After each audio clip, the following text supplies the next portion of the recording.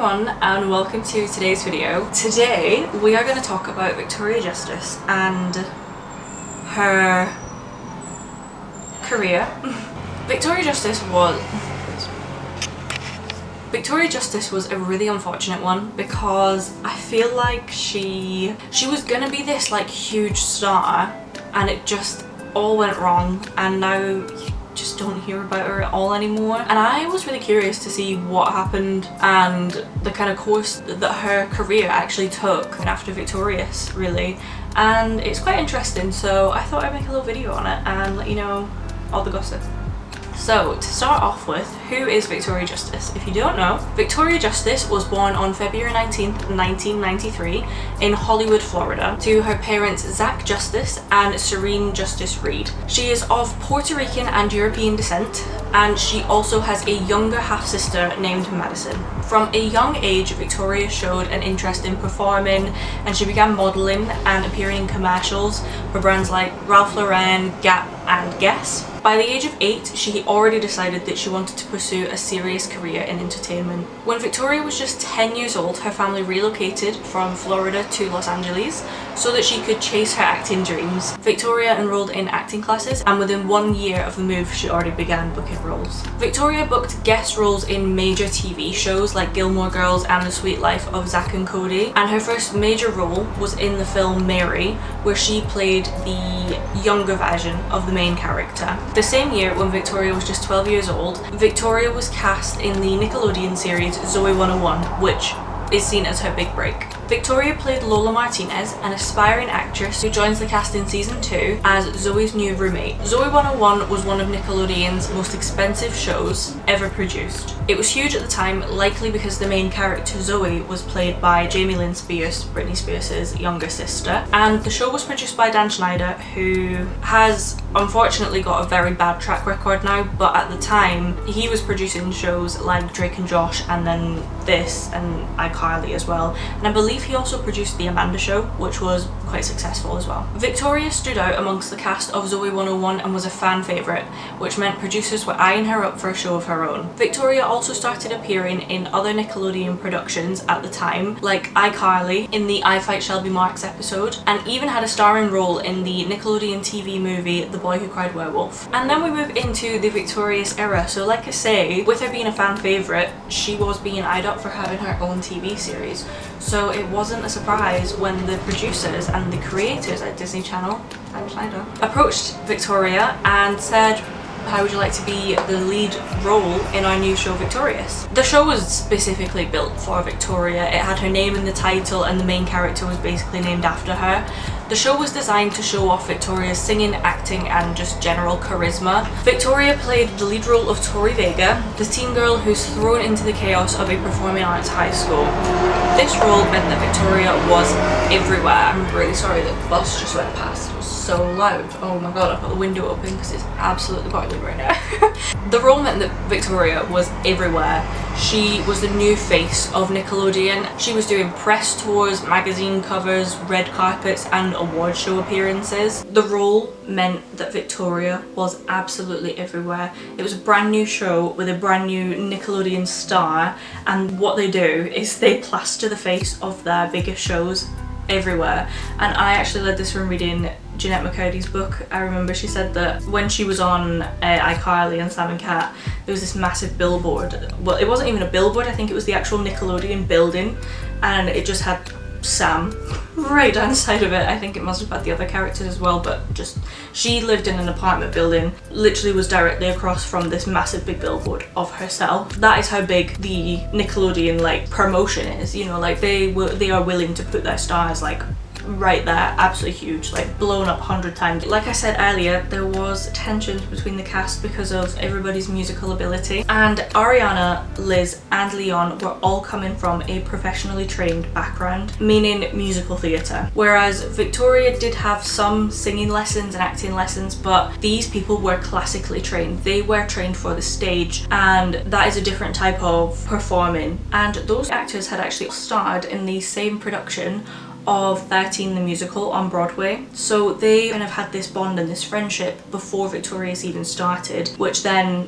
if anybody is arguing and anybody doesn't get along, then you have to remember that potentially if anyone needs backing up, you're obviously going to back up your friend. With Victoria being the main character and the lead of the show, she did sing most of the songs on the show's soundtrack album. These did gain some traction. There was never a breakout single, and let's be honest, the only people really listening to the Victorious soundtrack were probably people watching Victorious, which was a kids show. So by the end of the series, fans were asking, well, where's Victoria's own album? You know, why have we just got the Victorious songs? Where's Victoria's own music? And then in 2013, Victoria did finally release her own single, which was called Gold, but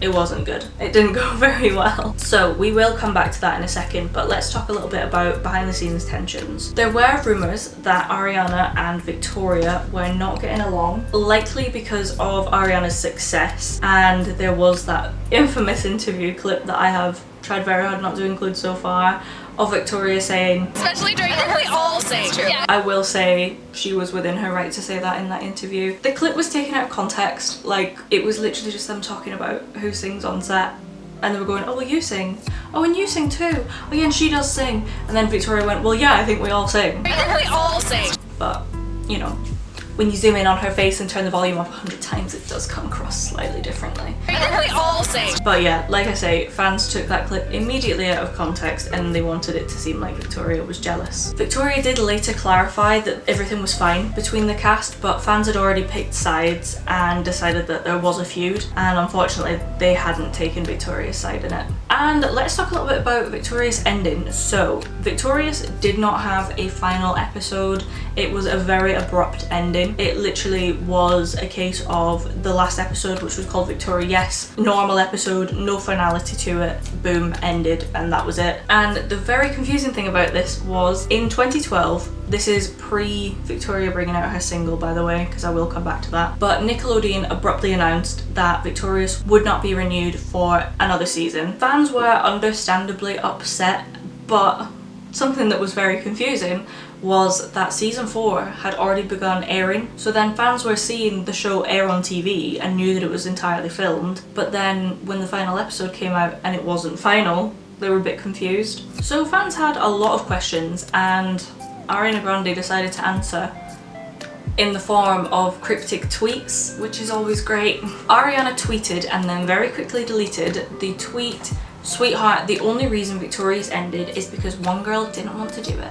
Fans immediately presumed that this one girl was Victoria, as she had just announced that she was doing a summer tour, which was the Make It in America summer tour, and they took this as evidence that she chose her music career, that literally wasn't even a music career because the girl didn't even have a single yet, over filming another series of Victorious. Victoria did later go on and say in a 2013 interview with HuffPost Live that she was never given the option to continue the show, and she said, quote, "I had absolutely nothing to do with the cancellation. The show was not cancelled because I was going on tour. That is completely false. I was going on tour to promote my music and everything, but the tour didn't even end up happening. It was cancelled." Realistically, the end of the show could be for numerous reasons, cast tensions, or possibly the behaviours of the show's creator, Dan Schneider. I mean, there's a whole documentary about it now, but there are so many reports of his behaviour on set, his abuse of the cast members and the way that he would abuse any of the staff that worked there. He was a hothead and not a pleasant person to work around, and I know that towards the end of Sam and Cat, he was actually forced to not work directly on the set. He would have to work in like an office off to the side of the set, and any notes that he had would have to be communicated through a completely separate person. He wasn't allowed to be on that set anymore to protect the cast and crew. I do not blame any of the members of the cast for any of the tensions or anything that happened to the show. Even if it was the decision of any one of those cast members, that is completely within their right to do. I really do not believe that they should have been forced to stay on a show where they were being treated like that, and I can't imagine they got very much support from Nickelodeon, who continued to employ him for a long time, and then not only employ him but cover up the things that he did. Okay, so this is the post-Victorious flop era. Despite the criticism, fans did expect Victoria to still be quite a big hit. She was incredibly talented and she was at the peak of her career. She'd just come off this massive TV show. She was expected to now bring out her own music that would be promoted so much by Nickelodeon. With Victoria's ending, Victoria finally had the chance to actually focus on her own music, and fans were expecting an album. Victoria had left the fans waiting for this solo single for so long, and then she gave us nothing. Gold was Victoria's first and only solo single. You might wonder, well, why was it a flop? Why did it not do very well? That is maybe because there was absolutely no promotion for it. It was recorded under Nickelodeon's recording studio, but they did not promote it at all. I don't know if they thought that Victoria was of absolutely no use to them anymore, so they thought they would just release the single and then bounce, or what. But they did not promote the single at all. I think they just decided that they would have a better job going with different projects and different stars, and I think Ariana Grande was maybe that person. So with it not being given any promotion, barely anybody even knew that the song had existed, and it didn't chart. And then the music video for the song was also incredibly boring. It was a very generic Nickelodeon pop song that I think the kids had kind of outgrown, and she just wasn't the most interesting person to follow. And Ariana Grande had just before that released The Way featuring Mac Miller, which was an absolute massive success. I believe The Way charted at number 9, whereas Victoria's Gold didn't chart at all. And everybody was talking about Ariana Grande, and anybody talking about the Victorious cast was not talking about Victoria. They were talking about Ariana. And then the album, you might ask. Victoria said there was an album coming, but it never came, and we're in 2025 now.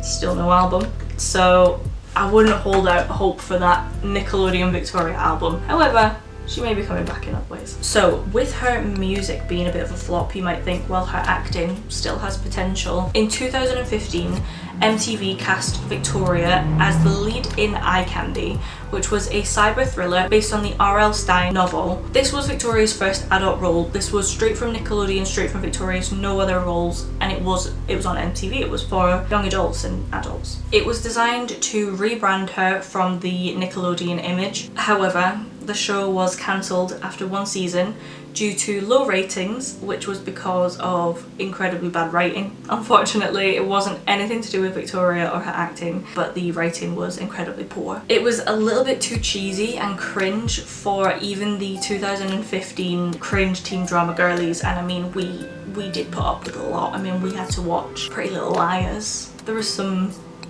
interesting moments in those shows. Hello, sister.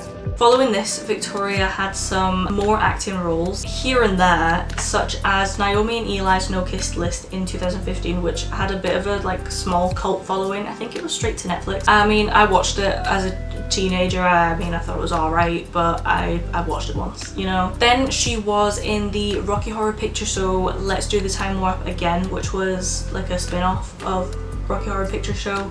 It didn't get very good reviews. And then a film called The Outcasts in 2017. Again, have you ever heard of it? Because I have not. I can't presume it did very well. I think that one also had Avian Jogia. I don't know if that's how you say his name, the guy that played Beck in Victorious. She was still kind of in that circle, but you know. Despite playing some decent roles, Victoria never managed to get back to her Victorious level of success, and she seemed to be fading out of the spotlight and out of people's minds. Not only this, but it seemed as though everyone else was succeeding while Victoria was really struggling to even stay relevant. Ariana was becoming a pop icon, charting at number 1, headlining arenas and winning Grammys. Liz Gillies was starring in the successful Dynasty reboot. Leon Thomas was writing for artists like Drake and Ty Dolla $ign, and even Matt Bennett was going viral online and DJing at Ariana's shows. So, coming to more recent day, could we have a possible comeback for Victoria? After years of silence and no album, I'm not even joking, Victoria has released Gold,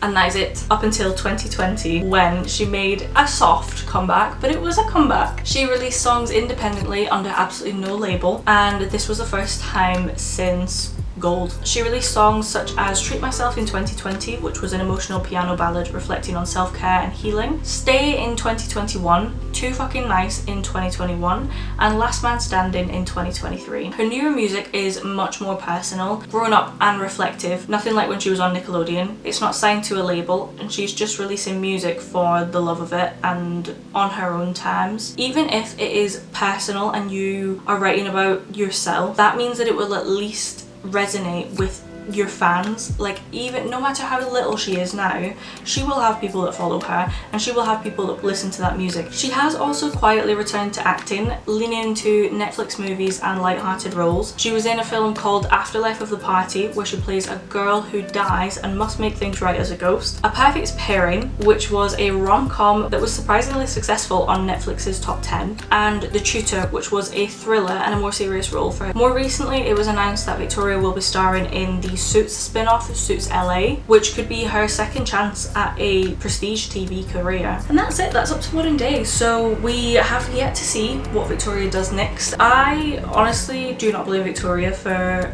what happened to her career. I think she was in such a good position and then the people around her failed her. Victoria had a very unfortunate mishap, I would say, at the very peak of her career, and I think if anyone is to blame, it is Dan Schneider. The real reason that Victoria was cancelled, I believe, was probably down to him and his behaviour. Even if there was tensions on set, I honestly think that all of it must lead back to him, because it was such a toxic environment that these children were expected to work in. Victoria has acknowledged the accusations towards Dan and has said that she stands with the victims but has not come out with anything herself. Victoria is an incredibly talented woman and I think the odds were just against her. The show was written for her, yet her character was one of the most boring characters on the show. Tori was the main character but lacked a personality, which is absolutely not Victoria's fault, it was the writer's fault. I am just so glad to see her getting back into acting, and I really hope it goes well for her, because she's not done anything wrong. Everybody hated her, but like, what did she do? Nothing. Anyway, that was actually much quicker than I thought. I was researching that for ages and it did not take me long to film this video at all, so there you go. But anyway, I really hope you enjoyed watching this video. I had so much fun researching it and I would love to see you again in the next one. You could always subscribe, like the video if you enjoyed it. I have more videos, so feel free to go and have a little look at them, and like I say, I hope to see you in the next one. Bye!